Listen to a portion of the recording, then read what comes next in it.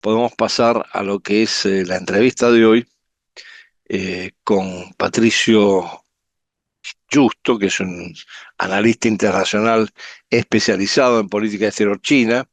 Es el director ejecutivo del Observatorio Sino-Argentino de la Fundación Nuevas Generaciones y además es docente universitario en la UCA, en la Universidad de La Plata y en la Shenyang University en China.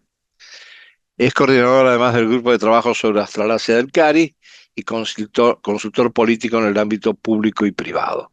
Patricio justo estaba haciendo la introducción, así que más que bienvenido, ya ha sido presentado y vamos a ir directamente al tema. Te agradezco muchísimo la participación, desde luego, y el tiempo que hayas dedicado a este programa, pero creo que tenemos mucha tela para cortar y me gustaría que aprovechemos al máximo el tiempo que tengamos. Así Muchas que, gracias, bueno, Andrés, un gusto. no, muchas gracias a ti por participar. Ya como decía, tenemos un invitado de lujo, especialista en temas de China, y que recientemente, además, has escrito un artículo en El Economista, en donde de alguna manera se contrasta el desprestigio y el declive, digamos, del prestigio estadounidense y en general del orden liberal frente a la emergencia de China. Yo no quiero entrar en el lugar común de hablar, bueno, China en números es esto, se proyecta de esta manera, etcétera. Eso ya lo conocemos, todo el mundo habla de eso, particularmente cuando discutimos la relación de China con América Latina, aunque sobre eso vamos a volver. Pero sí me gustaría escucharte, básicamente por lo que leí en el artículo y por lo que sé que has estado trabajando y escribiendo, ¿cómo ves las aspiraciones de China en esta coyuntura? Teniendo en cuenta que de fondo tenemos la guerra con Irán y una reconfiguración de muchas cosas, no solamente en el ámbito geopolítico, que reubican, en todo caso, la visión estratégica de China hacia Mm. futuro, ¿no? Sí, es muy interesante este punto porque quizás es uno de los grandes debates que se está dando en este momento en las relaciones internacionales, específicamente quienes seguimos las cuestiones de China. Y ahí yo te lo separaría en dos planos. Por un lado están las aspiraciones, la discusión sobre las aspiraciones que, ahora si querés hablo de eso, me parece que está más claro y está bastante saldada la cuestión, más allá de las controversias y algunas posiciones que a veces por lo ideológico no logran percibir bien eso. Pero después, ¿puede de lo que quiere China, puede lograrlo? Y ahí es donde se abre una pregunta quizás que está más abierta y donde yo planteo dudas serias de que China efectivamente pueda lograr esas aspiraciones. Respecto a esas aspiraciones, yo creo que lo que China busca es, en un contexto donde vemos un creciente desorden global, si lo podemos llamar de esta forma, donde hay un cierto declive bastante claro también de Estados Unidos en posiciones históricas que ha mantenido, sobre todo desde el fin de la Guerra Fría a esta parte, una China que se consolida como una superpotencia económica, tecnológica sobre todo, y que busca aprovechar esa posición, que busca expandir su influencia económica. Muchos dicen, no, esto viene también de la mano con China queriendo expandir su sistema político de valores. Yo creo que eso no está escrito en ningún lugar, nunca escuché un líder chino decirlo, y me parece que los chinos también, ellos mismos son realistas de que eso es imposible o muy difícil de llevar a la práctica eventualmente. La aspiración es básicamente económica, pero también empieza a ver en este desorden creciente global y en esta nueva articulación que se va conformando, donde aparece el BRICS, donde la Organización de Cooperación de Shanghái emerge, donde el G20 empieza a atravesar cierta crisis, una China que busca espacios de protagonismo y busca de alguna forma tener un rol de moldear ese nuevo orden o nuevo entramado multilateral que se está armando. Ahí viene la duda. ¿Puede China imponer su agenda? ¿Puede liderar eso? Todavía no está claro, Andrés. Bueno, sí, evidentemente, de todas maneras siempre hay una proyección a futuro en muchos de los objetivos que se plantea China, que los hace explícitos, pero que no necesariamente se van a concretar. Ese es el gran planteamiento. Ujú. Ahora, de todas maneras, como el artículo tuyo lo plantea más bien en términos, yo no diría tanto de confrontación como de comparación entre lo que está pasando con Estados Unidos y lo que está pasando con China, a pesar de este marco incierto, ¿tiene China posibilidades de ganar en este proceso? Mira, ahí aparece un dato de la realidad, ¿no? China es quizás uno de los actores que más se beneficiaron con el orden internacional de raigambre liberal, si lo podemos definir en estos términos, en las últimas 3 décadas. Uno de sus principales objetivos que lo logró fue ingresar a la a la Organización Mundial de Comercio, tener más protagonismo en los organismos de la ONU, y de alguna forma la apertura comercial, la apertura económica y el intercambio comercial es lo que cimentó, es lo que alimentó la consolidación de China como superpotencia tecnológica, militar y en todos los planos que también podríamos abordar, ¿no? Así que es una China que se ha beneficiado con este sistema y que de alguna forma ahora uno puede decir, ¿le interesaría a China resetear esto a fondo, digamos, fomentar que esto termine de crujir y de desplomarse o más bien la perjudicaría? Yo creo que más bien la perjudicaría. Por eso la cautela y la moderación cuando uno vemos en la diplomacia china. Pese a este contexto que a priori parece tan desfavorable para Estados Unidos, se resquebraja el prestigio, un Sí. poco el core, digamos, el objetivo de este artículo. Bueno, cuidado, porque si se termina de resquebrajar y termina a haber, digamos, un desorden más generalizado, tenemos lo que está pasando en Ucrania ya hace 4 años, ahora en Medio Oriente, bueno, no solo que no nos beneficia, sino que quizás nosotros tampoco estamos en condiciones de proveer ese orden, ¿no? Que el mundo va a demandar. Sí, ese es un punto importante. Vamos a volver sobre eso particularmente cuando hablemos de los temas monetarios a nivel global. Ujú. Este, pero quería bajar un poco a tierra este planteamiento general y ver que nos comentaras un poco sobre cómo ves la perspectiva de la reacción de China frente al conflicto del Golfo Pérsico, teniendo en cuenta que además gran parte del suministro de hidrocarburos, de gas y de otros elementos pasa por Hormuz en dirección a China, ¿no? Yo creo que ha sido una respuesta previsible, muy similar a la respuesta que ha tenido China ante otros eventos muy disruptivos que la han de alguna forma descolocado o afectado, empezando con lo que fue la guerra en Ucrania, donde ahí por supuesto hay una relación muy particular y muy especial con Rusia, que la genera, ya de por sí eso le genera a China una incomodidad que no le ha sido sencillo manejar a lo largo de este periodo, como vos bien sabés. Ujú. Sucede lo de Venezuela y muchos decían, bueno, listo, acá China se cansó, esto es una intervención muy directa en un aliado clave en Latinoamérica y va a hacer algo. No, la respuesta permaneció en el plano diplomático y con una negociación que no tuvo mucha trascendencia, pero hay que decir que China sigue recibiendo petróleo, es poco, son unos 700.000 barriles diarios, pero China ese suministro no se le comprometió.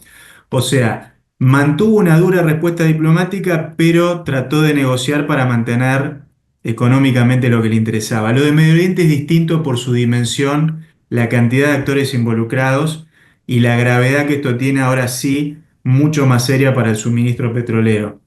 Vos sabés, Andrés, que China tiene unas reservas estratégicas para unos 6 meses, que ya tuvo que empezar a utilizar en Ujú. parte cuando arranca todo esto hace 2 meses. La intervención de China ha sido también bastante coherente en el sentido de dura retórica contra el ataque de Estados Unidos a Israel e intervención para tratar de ofrecerse como un broker o como un actor que favorezca la paz. Mandó un enviado especial que recorrió casi todos los países de la región buscando que se acuerden al menos unos 5 puntos y respaldó fuertemente el rol de Pakistán. ¿Fue suficiente esto? ¿El mundo esperaba más? Y probablemente sí. ¿Ha sido exitoso hasta ahora? Te diría que no tanto, ¿no? Entonces, esto lo que genera es de los chinos, de alguna forma, la visión es para concluir. Nosotros somos coherentes con nuestros principios de política exterior, con nuestra no intervención en los asuntos de otros estados y con promover la solución pacífica de las controversias. Pero cada evento de este tipo, sobre todo lo de Medio Oriente por la dimensión y la gravedad que tiene, Ujú. obliga a replantear eso. Y hay un replanteo interno. Se está dando un debate interno en la cúpula del Partido Comunista, decir, ¿es suficiente lo que estamos haciendo? ¿No tenemos que hacer más? ¿No tenemos que repensar nuestra estrategia? En nuestra estrategia, eso está sucediendo en este momento.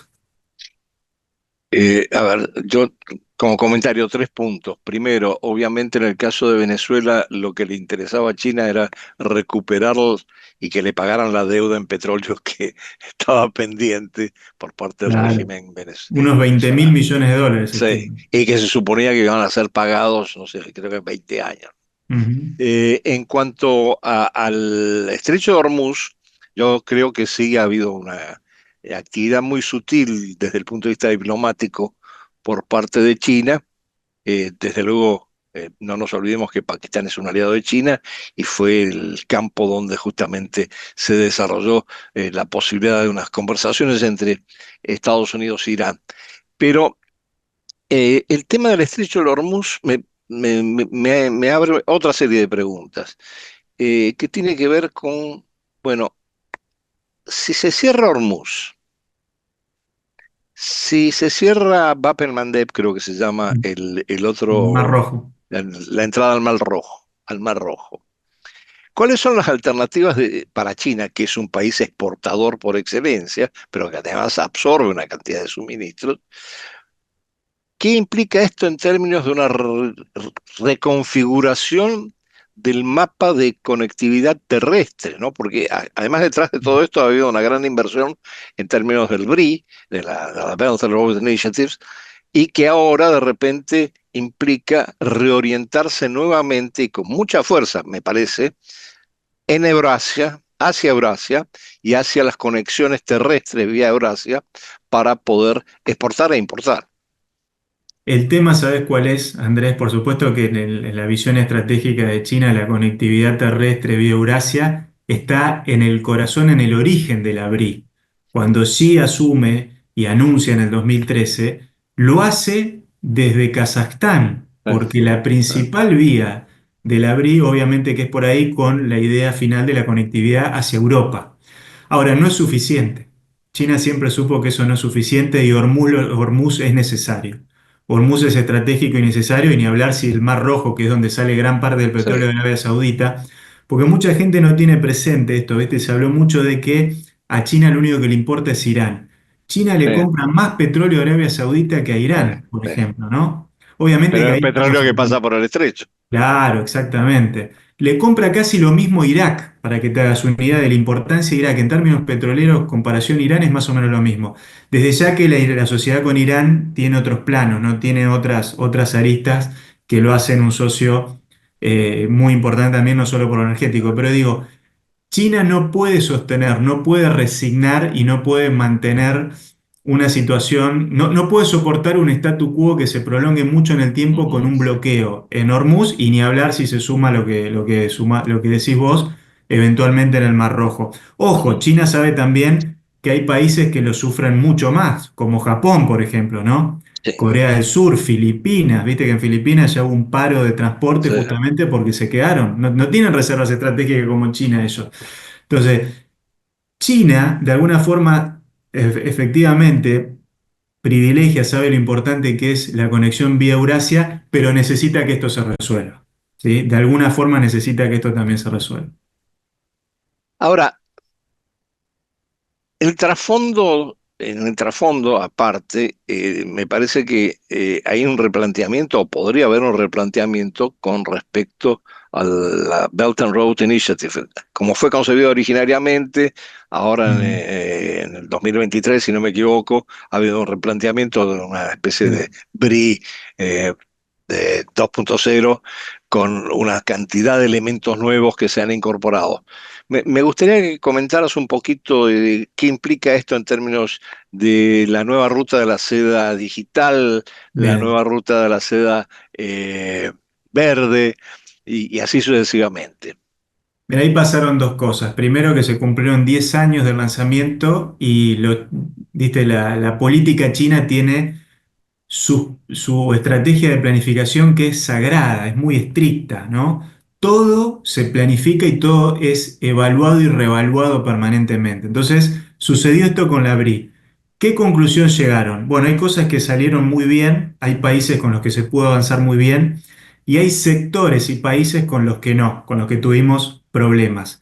Básicamente los problemas se plantearon en parte por cuestiones políticas, pero en otros por esta cuestión que es cierta, el cuestionamiento a la sustentabilidad ambiental y a la afectación que tienen estos proyectos a la sustentabilidad financiera, ¿no? Viste que apareció la cuestión de la trampa de la deuda, ¿no? Ujú. Como una cuestión a la que vos te sometés si negociás con China, con el caso de Sri Lanka y otros casos Sí, controversiales. Bueno, los chinos dijeron entonces, eso lo tenemos que evaluar, lo tenemos que tomar en serio y además estamos en una nueva era donde ciertos sectores tecnológicos que estaban obviamente considerados allá por el 2013 ahora cobraron más importancia. Entonces, toda la cuestión de la economía digital se convierte en prioritaria. Es como que lo que es la infraestructura pesada, podemos decir de alguna forma, que era el pilar del proyecto original, no te digo que pasa a un segundo plano, pero todo lo digital empieza a tener un nuevo eje propio que es muy importante, que tiene que ver con la conectividad, básicamente telecomunicaciones,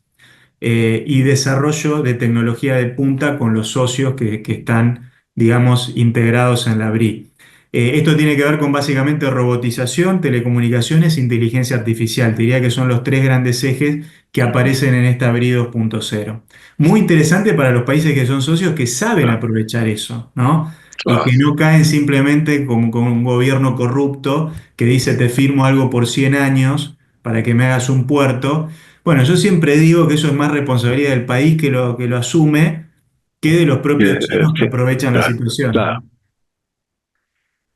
Pero entonces, aparte, digamos, del énfasis en la parte de la conectividad, eh, hay otros elementos de los BRI.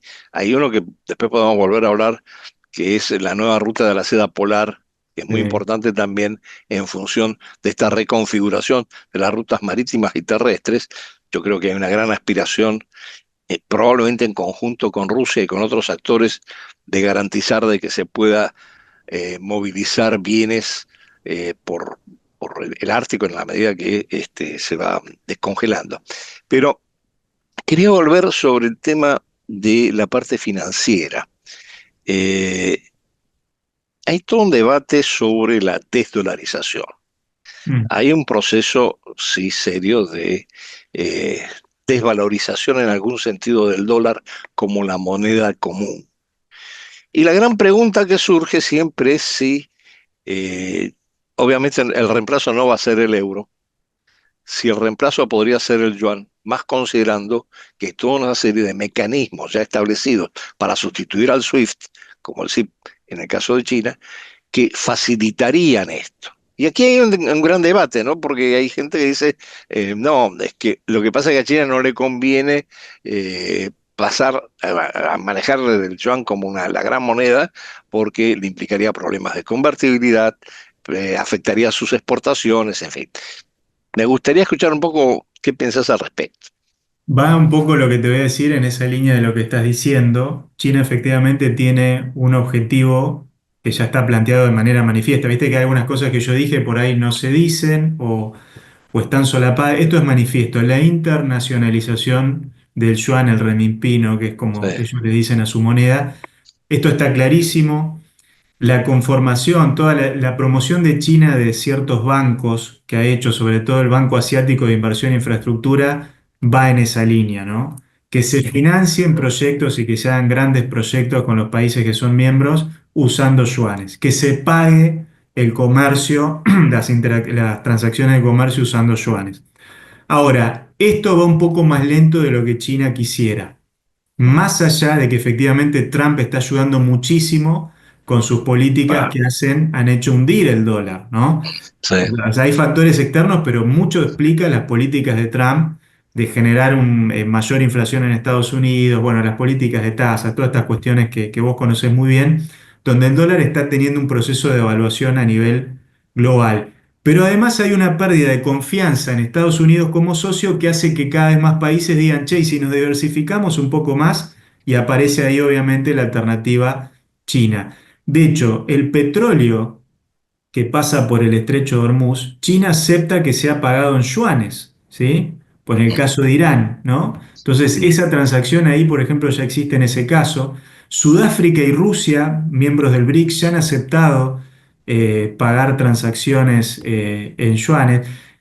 El proceso empezó, pero va lento. Y yo creo que tiene mucho que ver con estos dos factores. Un poco lo financiero propiamente dicho, que es la situación del dólar a nivel mundial y las tendencias sobre el dólar. Y después la política en términos de la afectación de la imagen de Estados Unidos, que también afecta a su moneda, ¿no?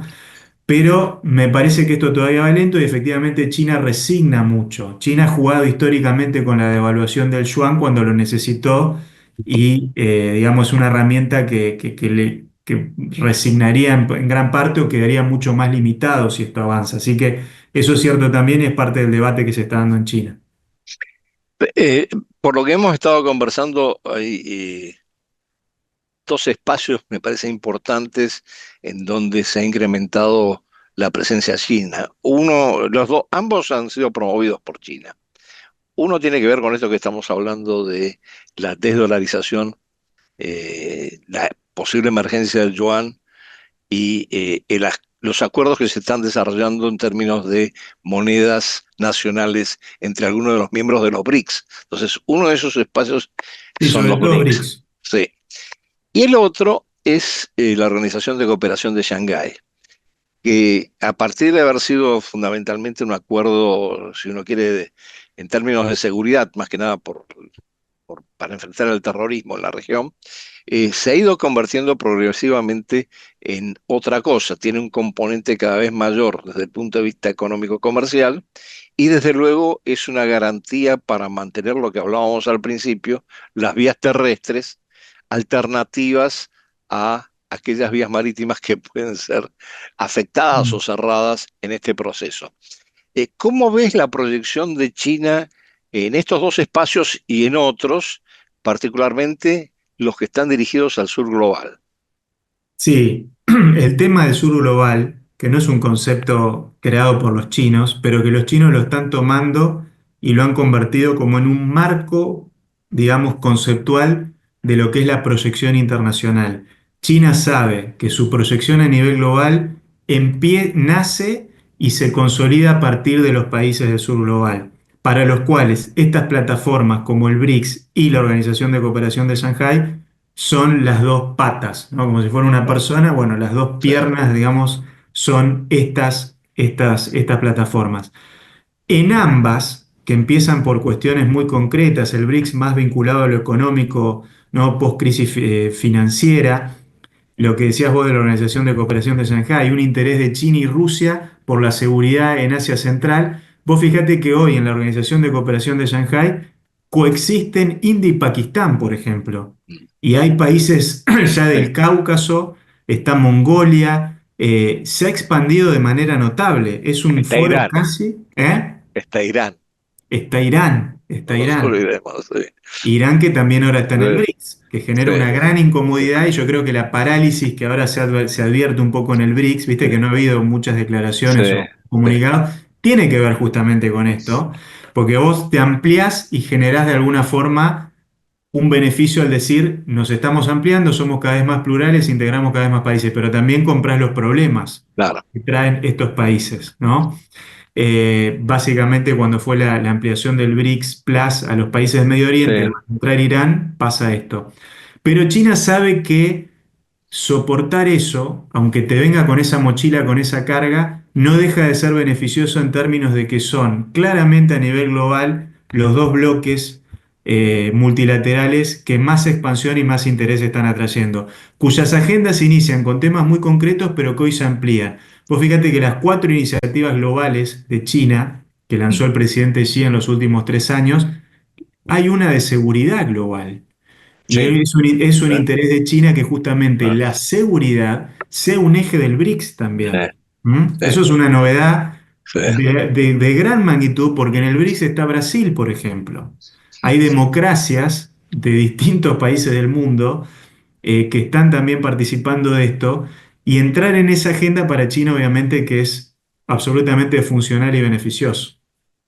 Ahora, yo te voy a dejar la pregunta más gruesa para el final, pero ahora un par de cositas que me gustaría precisar a raíz justamente de lo que está pasando en el Golfo Pérsico en relación con China. Primero, pregunta, ¿esto ha generado una relación más estrecha entre Rusia y China? Segundo, esto ha afectado dentro de estos espacios que estamos mencionando, la Organización de Cooperación de Shanghái, los BRICS, la ambigüedad de la India de un lado para otro la ha afectado de tal manera que de alguna manera queda fuera de juego hasta cierto punto en esta dinámica que se está produciendo a nivel euroasiático.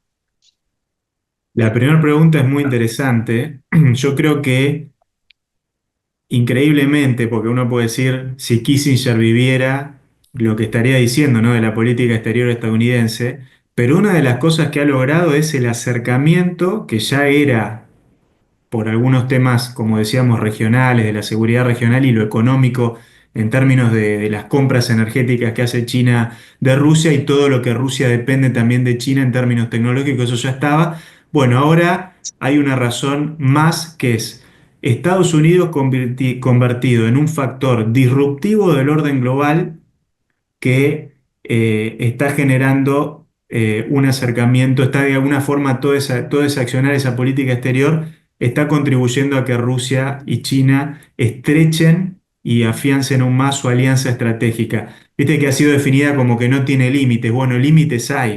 China no se metió militarmente en Ucrania, por Claro. más que Putin esperaba eso. Límites hay, pero estamos en un momento quizás de mayor cercanía histórica eh, entre China y Rusia, eso sin dudas. La ambigüedad de la India, ¿no? Digamos, ¿es beneficioso o no ser ambiguo en este momento? Eso es también se está Ah, replanteando en India este ah. debate. Lo que a la India le había beneficiado durante décadas, es decir, estoy cercano a Estados Unidos, confronto con China, pero también compro armas de Rusia y tengo relaciones también con otros países. También trato de llevarme bien con Israel, por ejemplo. ¿Es sostenible y es beneficioso en este momento? Hay un gran replanteo, me parece, en este momento de esa línea histórica de ambigüedad de la India. Sí, de hecho hay todo un replanteo con respecto a hasta qué punto es necesario alinearse en este mundo o no, con Exactamente. los grandes actores que están en juego. Bueno, y esto me lleva a una última pregunta antes que se nos acabe el tiempo. ¿Cómo ves desde la perspectiva china la mirada que pueda tener sobre tres conceptos, esto ya nos lleva un poco más a la disciplina, que entran en colisión o no? Uno es que si conseguimos el mundo básicamente con un eje organizado en torno a la rivalidad de Estados Unidos-China, estamos volviendo a una especie de mundo bipolar. Mm. Otra visión es la visión que oficialmente promueve China, desde luego, y muchos otros países del sur global, de la multipolaridad. Y otra visión, la de la multipolaridad, es básicamente en términos de las grandes potencias. Y otra visión que es la del policentrismo, donde hay una relación como la que estábamos mencionando recién, quizás de alineamiento entre los grandes y los chicos en el sistema internacional. ¿Cuál de estas tres visiones crees que está predominando en este momento en el pensamiento del gobierno de China? Mira, es un debate interesante que efectivamente se está dando. Yo te descartaría ya la primera. Hay un claro rechazo que no es del presidente Xi, sino que es histórico del hegemonismo, lo que los chinos llaman el hegemonismo, que haya un solo o un eje preponderante de poder a nivel global que trate de dominar al resto, tanto a otras potencias como obviamente a los países más medianos y pequeños. Eso es un rechazo histórico de China. Y China que dice, nosotros en 4.000 años de historia nunca quisimos ponernos en esa posición. Incluso en momentos históricos, hace unos 300 o 400 años, donde China tuvo un lugar preponderante en gran parte del mundo, ¿sí? Pero nunca China manifestó eso y eso no va a cambiar. Eso es lo que dicen, veremos si efectivamente es así. ¿Qué es lo que dice China? Nosotros lo que promovemos es la comunidad de destino compartido, que puede sonar como un rótulo, una narrativa muy Pues, digamos, de la jerga ¿no? comunista, pero ¿qué significa? Promovemos la coexistencia pacífica de todos los actores del sistema internacional sin promover, y no estamos interesados, lo manifiestan así, en tener una posición preponderante o hegemónica. Pero si hay una aceptación, y acá nos acercamos, creo que el escenario más probable, el que ellos ven y el que aceptarían eventualmente es un multipolarismo, digamos, distintos ejes distintos polos de poder que tengan una influencia Con regional. áreas de influencia. Exactamente. Y para China el área de influencia natural es el Asia-Pacífico. Y ahí viene un choque, esto quedará para otra entrevista seguramente, viene un choque con el interés, obviamente, con de la Estados, estrategia de Estados Unidos, de ¿no? Estados Unidos. Ese Bueno, choque es inevitable. ahí nos quedó en el tintero el concepto de policentrismo Policentrismo. versus multipolaridad, porque a los analistas rusos les encanta hablar de policentrismo más que de multipolaridad, Ujú.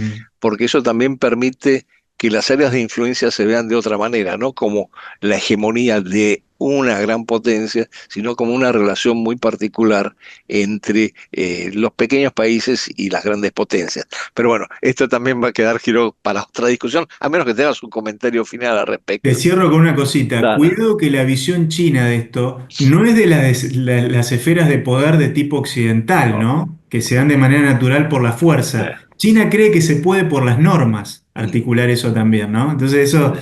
creo que es una novedad que trae la tradición política china, ¿no? No, esa es una observación muy importante porque marca así una diferencia.